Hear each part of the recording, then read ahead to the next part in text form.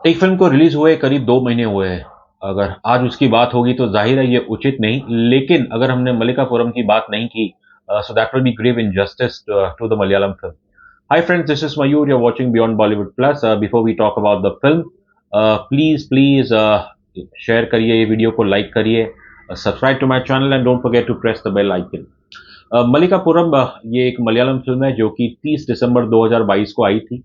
उस हफ्ते तक खैर सर्कस फिल्म आई थी तो शायद जो हिंदी मीडिया है उसकी ज़्यादातर नज़र सर्कस पे थी।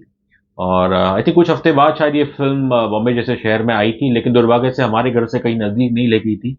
So that's why we couldn't watch this film. लेकिन जो हमने तारीफ सुनी थी 1-2 लोगों से, so then we were just waiting कि जब ओटीटी पे आएगी तो तब इसे देखेंगे एंड थैंकफुली ये फ़िल्म इसे डिज़नी हॉटस्टार पे आ चुकी है और इसे आए हुए कुछ मेरे ख़्याल से 4-5 दिन हो गए हैं और ये फ़िल्म हमने देखी 2 दिन पहले और कहना पड़ेगा कि बहुत ही खूबसूरत फ़िल्म है। ये दरअसल मल्लिकापुरम का रिव्यू तो नहीं कहूँगा, बस ये है कि हमने जो हाल ही में कुछ साउथ की फ़िल्में रिलीज़ हुई है पिछले 1 डेढ़ साल में, एक हमें कॉमनैलिटी दिखी in films like Malikappuram, Karthikeya 2, Yashoda and Kantara. वो है। तो चलिए सबसे पहले मल्लिकापुरम पे बात करते हैं जल्दी। दरअसल अगर आप देखें ये film is a modern retelling of the legend of Lord Ayyappan. अब अय्यप्पन ये जो है अय्यप्पन देव ये नाम दक्षिण भारत में काफ़ी इसे पूजा जाता है और सच बताएँ तो इसके बारे में हम सबने इस देव का नाम सुना था लेकिन इसकी कहानी के बारे में हमें नहीं पता था। And thanks to obviously I would say आजकल टेक्नोलॉजी है और किसी चीज़ के बारे में इन्फॉर्मेशन निकालने के लिए ज़्यादा देर नहीं लगती। तो जो हमने इस देव की हिस्ट्री के बारे में पढ़ा तो काफ़ी इम्प्रेस हुए। सो दरअसल Ayyappan is the son of Lord Vishnu and Lord Shiva.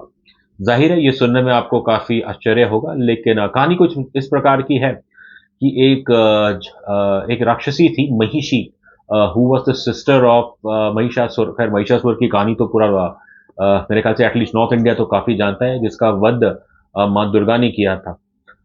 सो महिषी जो है वो अपने भाई की मौत का बदला लेना चाहती है और वो मेडिटेट करती है, प्रे करती है ब्रह्मा से और वरदान में वो एक ऐसी चीज़ माँगती है कि उन्हें शक्तियाँ तो मिले लेकिन उनका अंत सिर्फ़ वही कर सकता है जो शिवा और विष्णु की संतान है।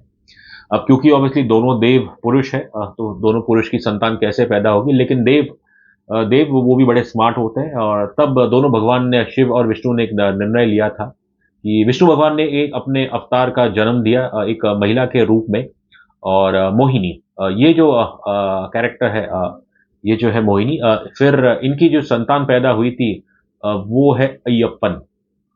तो दैट्स द लेजेंड ये है और लेकिन जो मल्लिकापुरम है it is I would say it is not any mythological story. खूबसूरत बात ये है कि फ़िल्म की कि कैसे सबसे पहले बता दूँ कि ये जो अय्यप्पन का जो लेजेंड है और फिर इस फ़िल्म का डायरेक्ट किया है इसे वन विष्णु शशि शंकर। ज़ाहिर है, इसके नाम में ही विष्णु और शंकर है, so that is the person best person to direct this film. इसकी कहानी लिखी गई है अभिलाष पिल्लाई ने, one mister Abhilash Pillai. Director और राइटर के बारे में हम इतना ज़्यादा कुछ नहीं जानते थे, बस इसके जो लीड हीरो हैं उन्नी मुकन्नन, उन्होंने यशोदा में एक बहुत ही नेगेटिव रोल किया था, तो ये कह सकते हैं कि कहीं न कहीं मल्लिकापुरम इज़ द मल्लिकापुरम द्वारा उन्होंने अपने यशोदा के में जो उन्होंने पाप किए उसका पश्चाताप किया है। तो ख़ैर ये तो एक कंटेम्परेरी स्टोरी है और यहाँ पे कहानी है एक 8 साल की बच्ची Kallu, that's played by this very delightful child artist Devananda.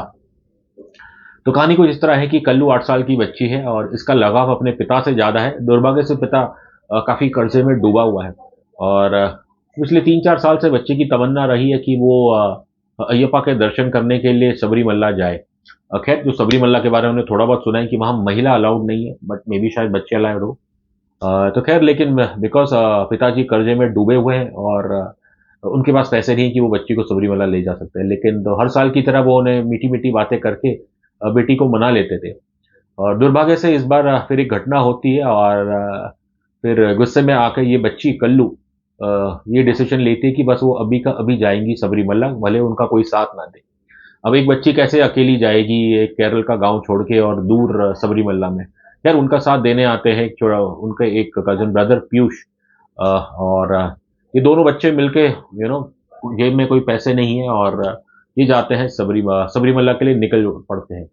और रास्ते में तब फिर एक कहूँगा एक बुरी नज़र का एक बुरी नज़र इन पे पड़ती है। That's the antagonist and this character is called माही।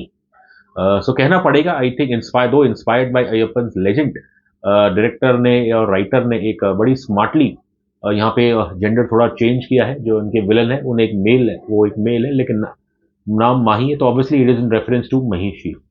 लेकिन कहते हैं कि जब बुराई है तो अच्छा उसका अंत करने के लिए अच्छाई भी है। और बच्ची जो छोटे बच्चे खासकर जब मन से कुछ मांगते हैं तो आई थिंक ईश्वर को सुनना पड़ता है। और इस लड़की की, इस बच्ची की और इसके साथी की रक्षा करने आते हैं एक अय्यप्पन, जिनके बारे में ज़्यादा कुछ नहीं कहूँगा, वो है क्योंकि वो फ़िल्म का सस्पेंस होगा। सो कहानी वही है, सिंपल है कि कैसे 2 बच्चे राह पे निकल गए और उनकी सुरक्षा के लिए जैसे मानो खुद अय्यप्पन आए हुए हैं। कहानी definitely it ends on a positive note, जहाँ पे बुराई का वध नहीं कहूँगा, बुराई को उसकी सज़ाई मिलती है और अच्छाई की जीत होती है। तो कहानी बड़ी सिंपल है, लेकिन जो इसका खूबसूरत है वो है इसकी राइटिंग। हमने तो खैर ओरिजिनल लैंग्वेज में फ़िल्म देखी विद इंग्लिश सबटाइटल्स, और इस बच्ची का जो काम है बस उस पे तो आप बिल्कुल मैं कहूँगा आपके होश उड़ जाएँगे। और इस बच्ची में मैं कहूँगा कि कहीं न कहीं आपको है ना, आपके देव दिखेंगे। कोई भी हो सकता है वो, कोई भी धर्म का हो, लेकिन इस बच्ची में, उसके चेहरे में, इसकी हँसी मुस्कान में वो बात है। एक divine I would say personality है ये बच्ची की। तो I think that is the beauty of Malikappuram कि कैसे राइटर डायरेक्टर्स ने एक इंस्पायर्ड बाय एंशिएंट मिथोलॉजी और उससे कंटेम्परेरी एक स्टोरी बनाई है। और यही चीज़ हमें अगर आप देखें तो हमें कंतारा में भी देखने को मिली कि Kantara which is based on the ancient tradition of जो ये है कोला की जो पूजा है, जिसके बारे में टू बी ऑनेस्ट हम पहले इतना जानते नहीं थे, बट सो कंतारा तो खैर वो एक ब्लॉकबस्टर हो गई थी। उसके अंदर एक और एलिमेंट था मैन वर्सेस नेचर का भी, और भी कुछ चीज़ें थी। लेकिन कंतारा, चाहे वो कंतारा हो या मल्लिकापुरम, दोनों में कॉमन फैक्टर वही है कि एक एंशिएंट मिथोलॉजी के ऊपर, एक एंशिएंट बिलीफ सिस्टम के ऊपर आपने एक मॉडर्न स्टोरी बनाई है। आई थिंक यशोदा की कहानी भी अगर आप देखें तो it I would say it is in some way it is Yashoda जो समांदा रूथ प्रभु की फ़िल्म आई थी, मेरे ख़्याल से वो भी शायद पिछले साल ही आई थी, वाज़ इट अर्ली इन जनवरी, मुझे ठीक से याद नहीं। वो फ़िल्म हमने लेकिन देखी है, और उसकी जो स्टोरी थी अगर आप देखें तो in some way it was a modern retelling of Krishna and Kansa legend. एक और फ़िल्म आई थी पिछले साल, कार्तिकेय 2, जो कि कृष्णा के द्वारकाधीश के से इंस्पायर्ड होके, वो भी एक मॉडर्न स्टोरी थी।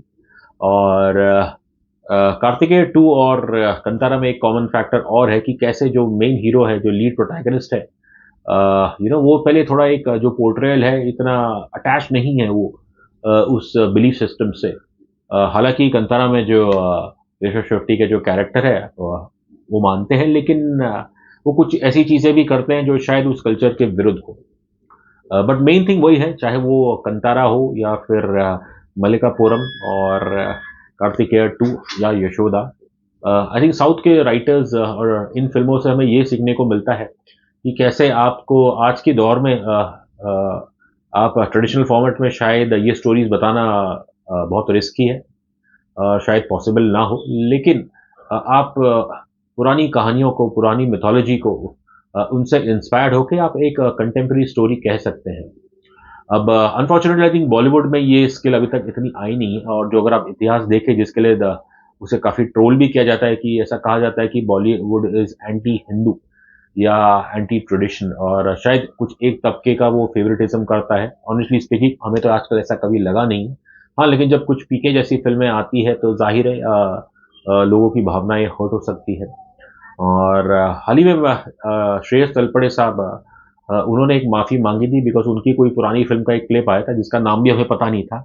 बट उसमें कुछ ऐसा था कि इनका जो कैरेक्टर है, एक क्रिश्चियन कैरेक्टर है, वो गले में क्रॉस पहना हुआ है, वो गुस्से में आते हैं और एक वैन को, ओमनी वैन को अपने पैर से लात मारते हैं। और जब वो लात मारते हैं तो ओमनी वैन के सामने जो है वो ओम का स्टिकर, ओम का सिंबल होता है। अब ज़ाहिर है आज के दौर में कुछ ऐसी चीज़ बाहर आ जाए तो फिर जूते पड़ सकते हैं। और Shreyas Talpade was smart enough to quickly apologise, और उन्होंने कहा कि उनकी कभी ऐसी भावनाएँ नहीं थी कि रिलीजियस सेंटिमेंट्स को हर्ट किया जाए। बट दे टेल्स यू कि मतलब बॉलीवुड अगर जब स्ट्रगल करता है तो क्यों करता है। I am never one who is in favourite of comparison या तुलना का। आई डोंट लाइक, मुझे पसंद नहीं कि तुलनाएँ करना। बट कहीं ना कहीं आई थिंक बॉलीवुड फिल्म वालों को सोचना पड़ेगा कि जब वो कुछ फिल्में बनाते हैं तो रिलीजियस सेंटिमेंट्स का आपको ध्यान रखना पड़ेगा। और कई बार लोग कहते हैं क्रिएटिव फ्रीडम की बात करते हैं, सही है, आपको क्रिएटिव फ्रीडम आपका अधिकार है, लेकिन if that comes at the cost of hurting sentiments, तो आप क्या आपको लगता है कि आपकी फिल्म कमर्शियली सक्सेस हो पाएगी? I think it's a very simple thing है। आई थिंक आई होप कि इस साल या आगे जाके हम कुछ इन फ्यू साउथ फिल्मों से सीखे। एंड सो आई थिंक वही है, ये वीडियो बनाने का जो है मैसेज यही था, to just to bring out that how some film makers down south they are very smart, कि कैसे एक मिथोलॉजी को ना उसे यूज तो नहीं कहूंगा, बट उसका एक पॉजिटिव इम्प्लीमेंटेशन अडेप्टेशन करते हैं इन अ कंटेम्प्रेरी सेटिंग। खैर, आपको ये वीडियो कैसा लगा हमें कमेंट सेक्शन में जरूर बताइएगा।